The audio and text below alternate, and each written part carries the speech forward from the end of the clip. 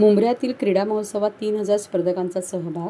राष्ट्रवादी काँग्रेस शरदचंद्र पवार पक्षाचे राष्ट्रीय सरचिटणीस डॉ. जितेंद्र आव्हाड यांच्या सूचनेनुसार तसेच माननीय विरोधी पक्षनेते शानू पठाण यांच्या मार्गदर्शनाखाली राष्ट्रवादी विद्यार्थी काँग्रेस शरदचंद्र पवार पक्षाच्या राष्ट्रीय कार्याध्यक्षा मर्जिया पठाण यांनी भव्य क्रीडा महोत्सवाचे आयोजन केले आहे. शनिवार आणि रविवार असे 2 दिवस चालणाऱ्या या क्रीडा महोत्सवात सुमारे 3,000 स्पर्धकांनी सहभाग घेतला आहे.